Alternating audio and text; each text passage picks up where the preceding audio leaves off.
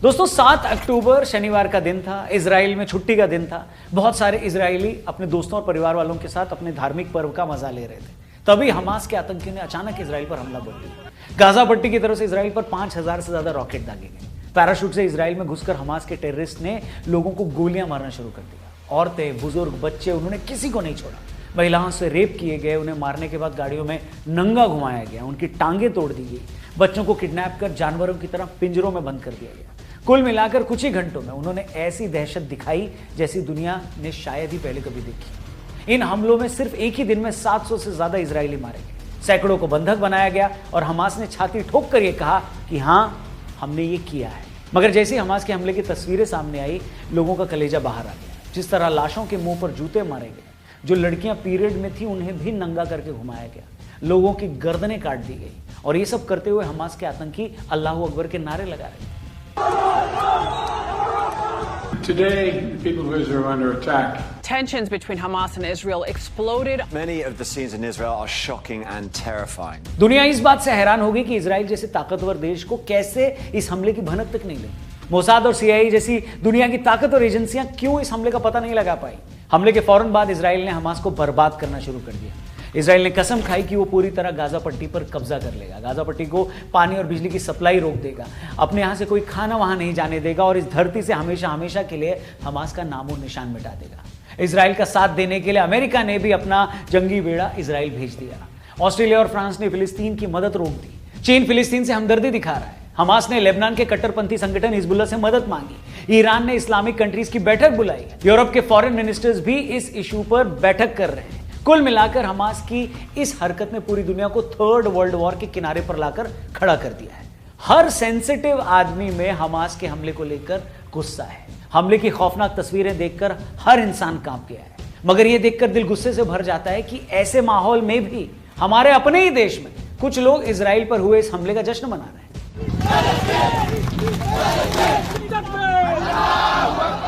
एक तरफ देश के प्रधानमंत्री ने इस हमले पर इजराइल के साथ खड़े होने की बात की है, वहीं अलीगढ़ मुस्लिम यूनिवर्सिटी में कई छात्रों ने फिलिस्तीन के समर्थन में नारेबाजी करी। एक नेता ने हमास के फेवर में बयान दिया, ट्वीट किया। दिल्ली की 2 बड़ी यूनिवर्सिटीज ने फिलिस्तीन का सपोर्ट किया है। इनफैक्ट स्टूडेंट विंग के अध्यक्ष ने भी फिलिस्तीन को सपोर्ट किया और गौहर खान जैसी एक्ट्रेस भी इजराइल को गाली दे रही। इनके अलावा और भी कई लोग हैं, सोशल मीडिया पर सारे लोग दिख जाएंगे आपको। इतना ही नहीं, ईरान, पाकिस्तान, मिस्र, तुर्की और यूरोप के कई शहरों में जहां एक खास तबके की आबादी है, वहां इस हमले को सेलिब्रेट किया जा रहा है। ईरान में तो बाकायदा वहां की पार्लियामेंट में इस पर तालियां बजाई गई, सड़कों पर हमले की खुशी में बम फोड़े गए।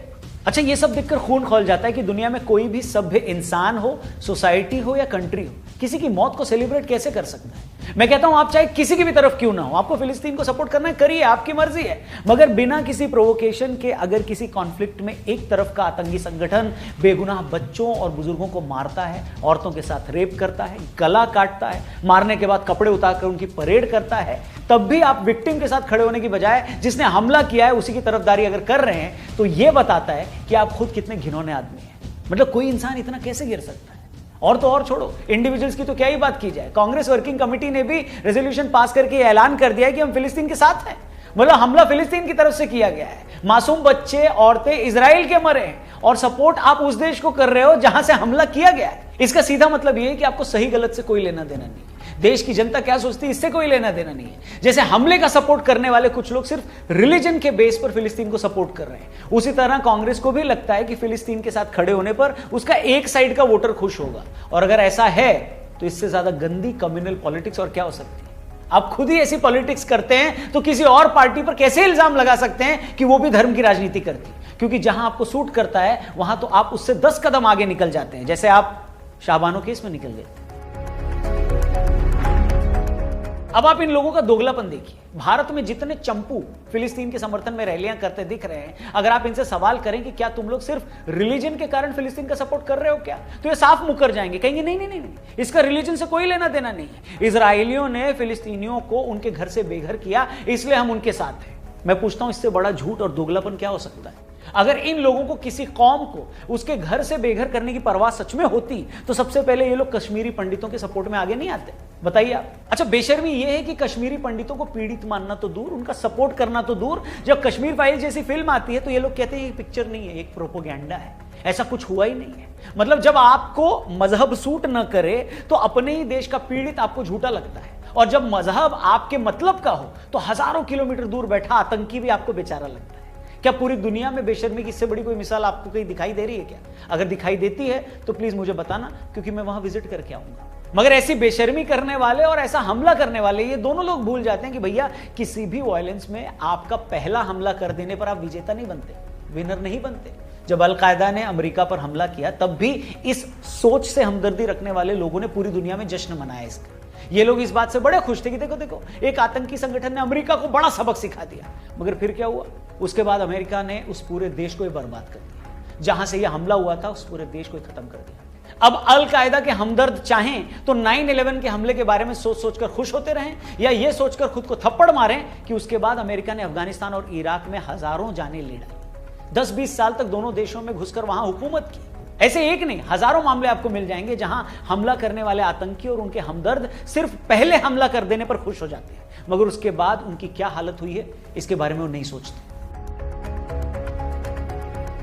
बेशक हमास ने इजराइल को बड़ी चोट पहुंचाई है, ऐसी चोट जो उसने पिछले 75 सालों में नहीं सही, लेकिन फिर भी याद रखना कि इजराइल भी ऐसा हमला शुरू कर चुका है। ऐसा हमला कि हमास क्या, उससे हमदर्दी रखने वालों की 1000 पुश्तें इसे याद रखेंगी।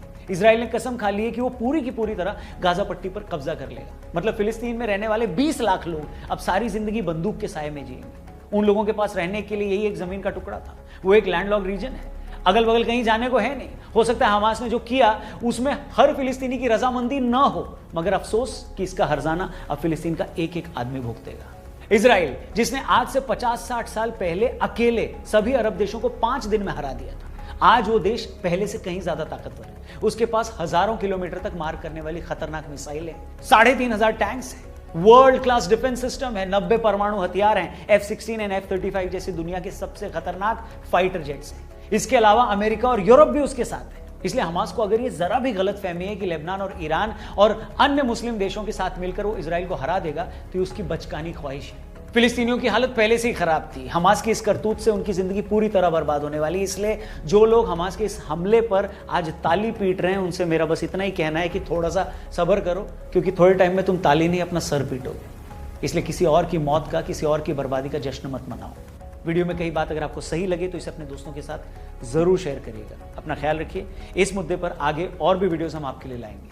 Thank you for watching. जय हिंद।